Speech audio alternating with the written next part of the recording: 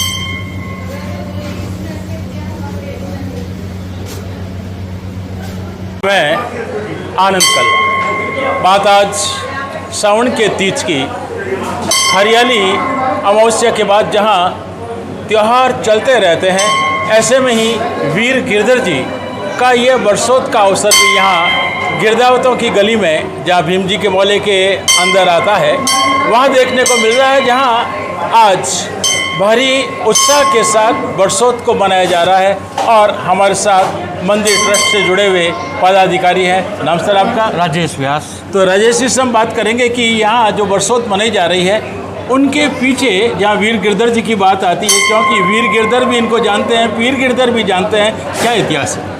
गिरधर जी का जन्म जैसलमेर में गांगो जी के यहाँ पे हुआ था। गांगो जी जब जोधपुर आ गए, जोधपुर आने के बाद में गांगो जी ने राज दरबार में उनको राजव्यास का काम कर रहे थे। उसके बाद में गांगो जी के तापू जी छोटे भाई थे, तापू जी के कोई संतान नहीं थी, तो उन्होंने गिरधर जी को गोद लिया। गिरधर जी को गोद लेने के पश्चात कुछ समय बाद में ही तापू जी के एक पुत्र प्राप्त हुआ, जो नाथो जी नाम से जाना गया। बालक बड़े होते गए। जब तापो जी वृद्धावस्था में आ गए, तब उनको अपने संपत्ति निस्तारण की चिंता हुई कि दोनों भाई आपस में लड़ेंगे। इस चिंता की बात जब गिरधर जी को मालूम चली, तो गिरधर जी ने अपनी सारी संपत्ति अपने छोटे भाई के नाम कर दी। ये बात छोटे भाई को मालूम चली, छोटे भाई ने भी बोल दिया कि मैं भी ये नहीं लूँगा, तो उन्होंने सारी श्री अर्पण कर दी। उसके बाद में गिरधर जी को राव अमर सिंह राठौड़ के साथ में शाहजहाँ के दरबार में भेजा गया। शाहजहाँ के दरबार में अमर सिंह ने बहुत वीरतापूर्वक कई युद्ध लड़े। उससे प्रसन्न होकर शाहजहाँ ने नागौर, डीडवाना, कोलिया की जागीर इनको दी, जिन पर ये राज करने लगे। लेकिन शाहजहाँ के दरबार में एक थी कि हर महीने में जो भी राव है वो वहाँ पे सलामत करेगा, सलाम। ये राव अमर सिंह करते नहीं थे।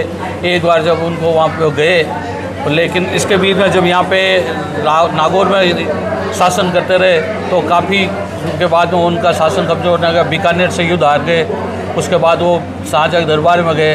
वहाँ पे बादशाह के साले सलावत खान ने उनको मजाक में गंवार कह दिया कि ये तो बीकानेर से हार गया। ये बात उनको हजम नहीं हुई, उन्होंने वहीं पे उस सलामत खां का सर उड़ा दिया और बादशाह के ऊपर छुरी फेंकी। बादशाह बच गए, लेकिन वो वहाँ से निकलने लगे।